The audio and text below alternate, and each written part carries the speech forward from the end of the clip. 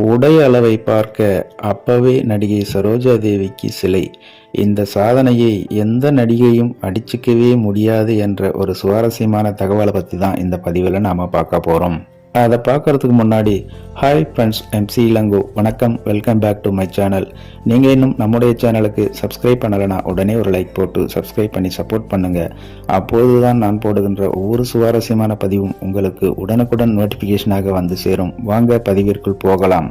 அப்போதைய கிளாசிக் சினிமாவின் முன்னணி நடிகையாக இருந்த சரோஜா தேவிக்கு உடைகளை அளவெடுத்து தைக்க வேண்டும் என்பதற்காக அவருக்கு ஒரு சிலையே செய்து வைத்துள்ளார் அவரின் காஸ்டியூம் டிசைனர் என்பது பலரும் அறியாத ஒரு தகவலாகும்.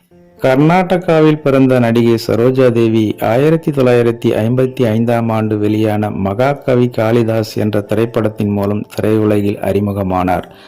நடிப்பில் பெரியதாக ஆர்வம் இல்லை என்றாலும் தனது அம்மாவுக்காக ஒரு படம் நடிக்க ஒப்புக்கொண்ட நடிகை சரோஜா தேவி மகாகவி காளிதாஸ் படத்தில் நடித்தார்.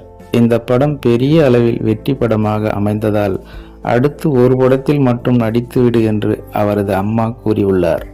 அவரின் வார்த்தையை ஏற்றுக்கொண்டு அடுத்து ஒரு படத்தில் நடித்த சரோஜா தேவி மீண்டும் பெங்களூரு சென்று தனது பள்ளி படிப்பை தொடர முடிவு செய்துள்ளார். அந்த நேரத்தில் தமிழ் இயக்குனரான K. சுப்பிரமணியன் தான் கன்னடத்தில் இயக்க உள்ள கட்ச தேவயானி என்ற திரைப்படத்தில் சரோஜா தேவி நடிக்க வேண்டும் என்று விருப்பப்பட அம்மாவின் வற்புறுத்தலால் மீண்டும் சினிமாவுக்கு திரும்பிய சரோஜா தேவி அந்த படத்தில் நடித்திருந்தார். இந்த படமும் ஒரு பெரிய வெற்றி படமாக அமைந்த நிலையில் அடுத்தடுத்து சரோஜா தேவிக்கு பட வாய்ப்பும் குவிய தொடங்கியது. அதன் பிறகுதான் தமிழில் திருமணம் என்ற திரைப்படத்தின் மூலம் அறிமுகமான இவர் அடுத்து சிவாஜியின் தங்கமலை ரகசியம் என்ற திரைப்படத்தில் நடித்திருந்தார். அதன் பிறகு தேவர் பிலிம்ஸ் தயாரிப்பில் வெளியான செங்கோட்டை சிங்கம் படம்தான் சரோஜா தேவி நாயகியாக நடித்த முதல் திரைப்படம்.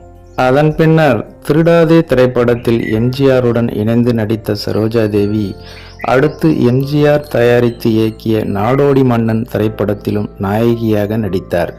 இந்த இரு படங்களுமே மிகப்பெரிய வெற்றியை கொடுத்த நிலையில் அடுத்ததாக AVM தயாரிப்பில் அன்பேவா திரைப்படத்தில் நடித்திருந்தார்.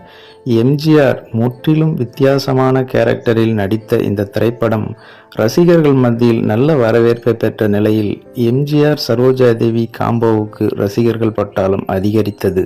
அன்பேவா என்ற இந்த திரைப்படத்தில் சரோஜா தேவி நடித்து கொண்டிருக்கும் போது இந்த படத்தை தயாரித்த AV மெய்யப்ப செட்டியார் பெங்களூருக்கு சென்றுள்ளார். அப்போது ஒரு இந்தி படத்தை பார்த்த அவர் அந்த படத்தில் நாயகி அணிந்திருந்த உடை மாதிரியே சரோஜா தேவிக்கு உடை ரெடி பண்ண வேண்டும் என்று அவரின் காஸ்டியூம் டிசைனர் டெய்லர் ரஹ்மானை கூப்பிட்டு பெங்களூருக்கு சென்று அந்த படத்தை பார்க்குமாறு கூறியுள்ளார். அதன்படி பெங்களூருக்கு சென்று படத்தை பார்த்துவிட்டு திரும்பிய டெய்லர் ரஹ்மான் சரோஜா தேவியைப் போலவே ஒரு சிலை செய்து அதில் உடைகளை அணிவித்து தைத்துவிட்டு அளவு சரியாக இருந்தால் அதன் பிறகு சரோஜா தேவியிடம் கொடுத்து அணிந்து வர சொல்வாராம்.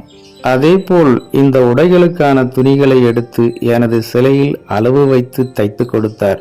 அன்பேவா படத்தின் ஒரு பாடல் காட்சியில் அந்த உடை அணிந்திருப்பேன் என்று நடிகை சரோஜா தேவி அவர்கள் ஒரு பேட்டியில் குறிப்பிட்டுள்ளார் என்பது குறிப்பிடத்தக்கது. ஓகே ஃப்ரெண்ட்ஸ், நடிகை சரோஜா தேவிக்கு சிலை செய்த டெய்லர் என்ற இந்த தகவல் உங்களுக்கு பிடித்திருக்கும் என நம்புகிறேன். மேலும் இது போன்ற வேறொரு சுவாரஸ்யமான தகவலுடன் சந்திக்கலாம். அதுவரை உங்களிடமிருந்து விடைபெறுவது MC இளங்கோ. நன்றி, வணக்கம், வாழ்க தமிழ்.